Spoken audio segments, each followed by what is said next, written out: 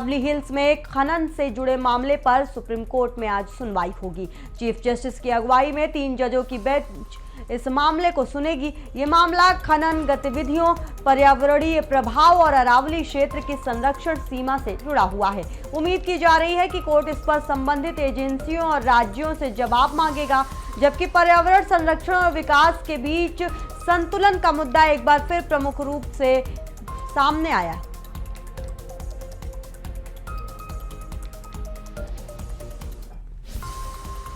इस वक्त की बड़ी खबर आपको बता रहे हैं, अरावली हिल्स खनन से जुड़े मामले में आज सुप्रीम कोर्ट सुनवाई करेगी। सीजेआई सूर्यकांत की अध्यक्षता में ये सुनवाई की जाएगी। बता दें आपको कि अरावली हिल्स का मामला कई समय से चल रहा है, जिसको लेकर के अब इस खनन के मामले में सुप्रीम कोर्ट का भी फैसला सामने आएगा। बता दें आपको कि अरावली हिल्स में खनन से जुड़े मामले में सुप्रीम कोर्ट खुद आज सुनवाई करेगा।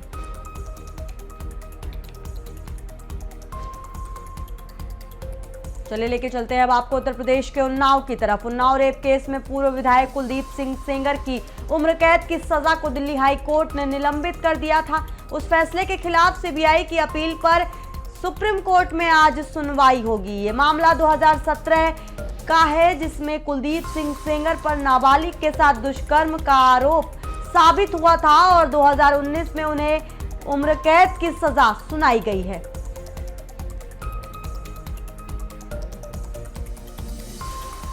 इस वक्त की बड़ी खबर आपको बता रहे हैं, कुलदीप सिंह सेंगर के मामले में अब बड़ी कार्रवाई होने वाली है। बता दें आपको कि दिल्ली हाई कोर्ट ने सस्पेंड कर दिया था उनके जो पूर्व में वर्डिक्ट सामने आया था उम्र कैद की सजा का, लेकिन अब एक बार फिर से नए सिरे से इस पर सुनवाई होगी, सुप्रीम कोर्ट में सुनवाई होगी। बता दें कि फैसले के खिलाफ सीबीआई की अपील पर एससी आज सुनवाई करेगा।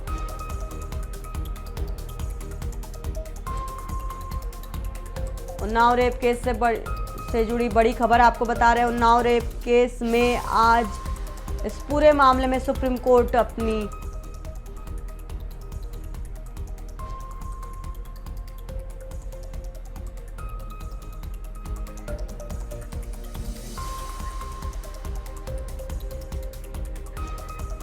खबर बरेली से है, जहां ऑल इंडिया मुस्लिम जमात के अध्यक्ष शहाबुद्दीन रिजवी बरेलवी ने नए साल के जश्न को मुसलमानों के लिए गलत बताया है। उन्होंने कहा कि शरिया में ऐसे जश्न प्रतिबंधित हैं।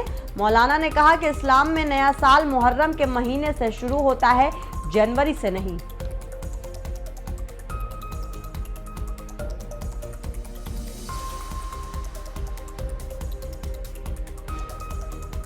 बड़ी खबर आपको दिखा रहे हैं सुबह की तमाम बड़ी खबरों में। रैब बता दें कि बरेली से यह बड़ी खबर सामने आई है, जहां मौलाना शहाबुद्दीन रिजवी का बड़ा बयान सामने आया है।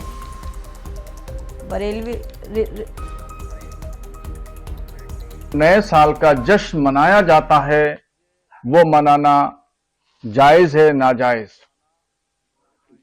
31 दिसंबर की रात में आम तरीके से लोग जश्न मनाते हैं, उसमें शोर शराबा, हंगामा, डांस, नाच, गाना, फूहड़ अंदाज में तमाम तरीके अपनाते हैं।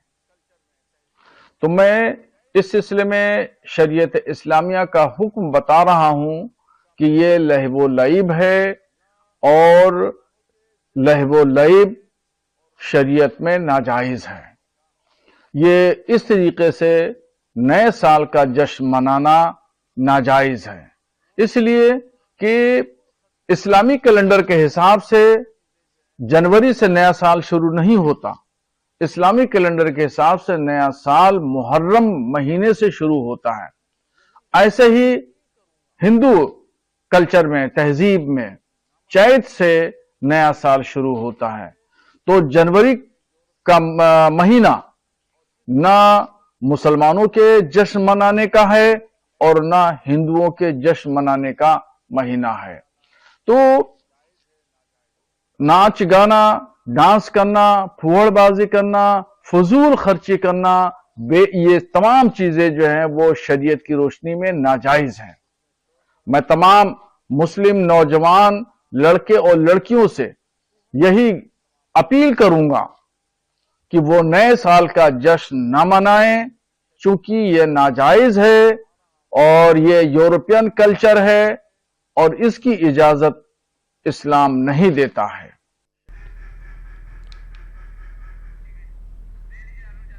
बरेली से बड़ी खबर आपको दिखा रहे हैं हमारे संवाददाता अरुण जायसवाल इसी खबर पर मौजूद है चर्चा करने के लिए। अरुण, क्या कुछ खबर सामने आ पा रही है? देखिए, जैसे कि नए साल का जो है जश्न पूरा भारत मनाने के लिए तैयार है और साथ ही में मौलाना शहाबुद्दीन जो कि बरेली के मुस्लिम स्कॉलर है, इनका एक बयान जारी होता है। साफ तौर पे कहते हैं कि नया साल जो है भारत की परंपरा में नहीं शामिल है, चाहे वो हिंदू हो चाहे वो मुसलमान हो।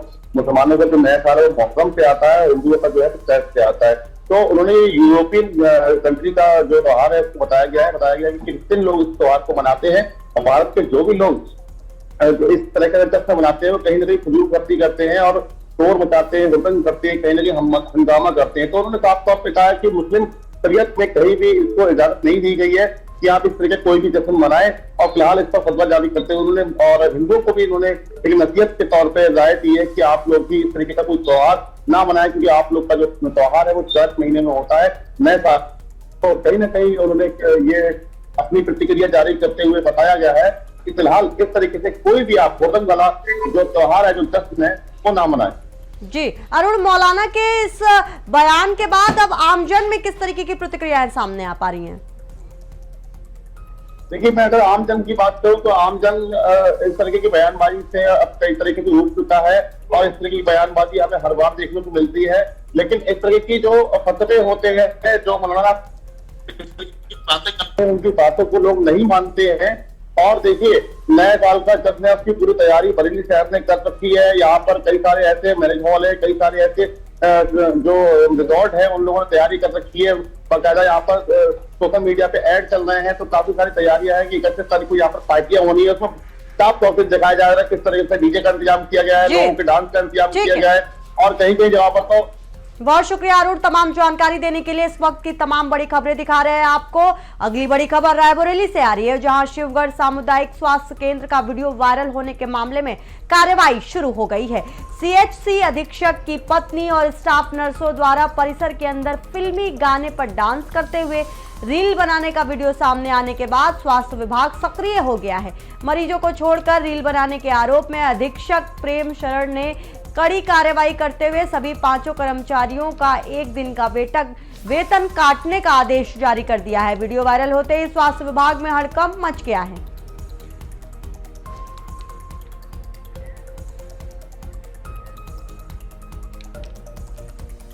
रायबरेली से बड़ी खबर आपको बता रहे हैं, जहां पर बड़ा मामला सामने आया है। बता दें आपको कि जो अस्पताल प्रशासन है अब उसने कार्रवाई कर ली है, क्योंकि वहां पर जो कर्मचारी थे वो रील बनाते नजर आए, जो पेशेंट्स हैं उनको छोड़ करके, जिसके बाद अब ये पूरा मामला सोशल मीडिया में वायरल हो रहा है।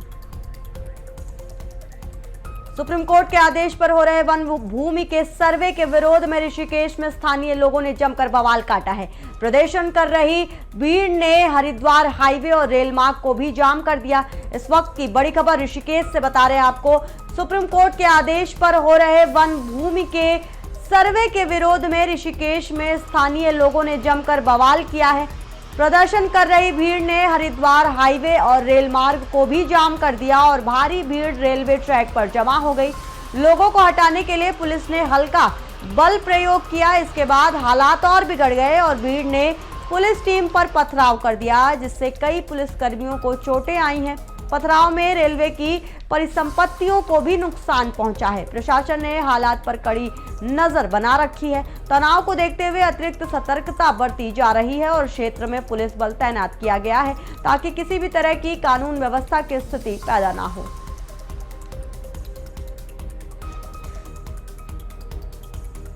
ये तस्वीरें आप ऋषिकेश से देख रहे हैं, जहां पर प्रशासन के खिलाफ लोग खड़े हो गए हैं। हालांकि बता दें आपको कि कोर्ट के आदेश के बाद अतिक्रमण हटाने पर यह बवाल किया गया, लेकिन उसके बाद भी जो प्रशासन है वो अड़े रहे। ये देख रहे हैं तस्वीरें आप, जहां पर आम जनता की तरफ से पथराव किया जा रहा है, जिसमें प्रशासन की संपत्तियों को भी नुकसान पहुंचा है। ज्यादा जानकारी के लिए हमारे संवाददाता संजय पुंडीर हमारे साथ मौजूद हैं। संजय, क्या कुछ खबर सामने आ पा रही है? देखिए, लगातार हम देख रहे हैं कि उत्तराखंड में अतिक्रमण के खिलाफ एक बड़ा अभियान चल रहा है और खासकर अगर सरकारी जमीनों की बात की जाए तो सरकारी जमीनों से लगातार अतिक्रमण को हटाया जा रहा है। और जिस तरह से एक कोर्ट का एक आदेश था कि वन की जो भूमि है उसका एक सर्वे किया जाए और इसी सर्वे के लिए वन विभाग की टीम और स्थानीय जो प्रशासन था वो ऋषिकेश पहुंचा। वहां पर जो वन संपत्ति है उसका जैसे ही सर्वे करना शुरू किया, लोगों को कहा गया तो इतने में काफी बवाल हो गया। आप तस्वीरों में देख सकते हैं कि किस तरह से यहाँ पर जो स्थानीय लोग हैं वो विरोध पर उतर गए। उनका यही कहना है कि ये सर्वे सही नहीं है, हमारी खुद की जमीन है और इस सर्वे को रोकना होगा। यही कारण है वहां पर भीड़ इकट्ठा हो गई और काफी वहां पर पथराव भी शुरू कर दिया, जिस कारण वहां की जो रेलवे की संपत्ति थी उसको काफी नुकसान भी पहुंचा है। और तस्वीरों में देख सकते हैं किस तरह से जो स्थानीय लोग हैं पुलिस पर पूरी तरह से पथराव कर रहे हैं, जिसके बाद कई पुलिसकर्मी भी इस पूरे प्रकरण में घायल हो गए हैं। हालांकि जिन लोगों ने इस पूरे मामले को तूल दिया है, जिन लोगों ने भड़काया है, उनके खिलाफ अब देहरादून पुलिस कार्रवाई कर रही है। अब पुलिस का यही कहना है कि कुछ लोग थे जो भड़का रहे थे, इस पूरे मामले में लोगों को उकसा रहे थे, उनको लगातार चिन्हित किया जा रहा है। हालांकि काफी नुकसान भी यहाँ पर हुआ है। संजय, क्या पहले इन्फॉर्म नहीं किया गया था? संजय, क्या नोटिस नहीं दिया गया था? क्या अवेयर नहीं किया गया था लोगों को किस तरह की कार्रवाई की जाएगी? देखिए, लगातार यशस्वी आपको बता दें, जो प्रशासन है वो पहले ही लोगों को कह चुका है कि अगर आप सरकारी जमीन पर आपका घर है या फिर आपने सरकारी जमीन पर किसी तरह का कब्जा किया है तो उसको पहले ही छोड़ दे। लेकिन यहाँ पर एक सर्वे का ये जानना होगा हमें कि यहाँ पर जो वन विभाग की टीम थी वो यहाँ पर सर्वे करने के लिए पहुंची थी। जैसे ही यहाँ पर टीम पहुंची, प्रशासनिक अधिकारी पहुंचे, ऐसे में किसी व्यक्ति के द्वारा ये अफवाह फैलाई गई कि यहाँ पर जो प्रशासन है वो लोगों के कब्जे आज ही हटवाएगा, आज ही बुलडोजर की कार्रवाई करेगा, जिसके बाद लोगों को गुस्सा आ गया, लोग भड़क उठे। और आप देख सकते हैं तस्वीरों में किस तरह से यहाँ पर हजारों की संख्या में लोग पहुंचे हैं और लोगों का यही कहना है कि जो सर्वे है इसे रोकना होगा। हालांकि सर्वे हो रहा था वो सुप्रीम कोर्ट की गाइडलाइन पे हो रहा था। बहुत शुक्रिया संजय तमाम जानकारी देने के लिए। इस वक्त की बड़ी खबर ऋषिकेश से बता रहे हैं आपको, कोर्ट के आदेश के बाद अतिक्रमण हटाने पर बवाल हुआ है, प्रशासन पर लोगों ने जमकर किया पथराव। देहरादून से ये बड़ी खबर दिखा रहे हैं आपको। ये तस्वीरें अपने आप में काफी ज्यादा कहानी बयां कर रही है।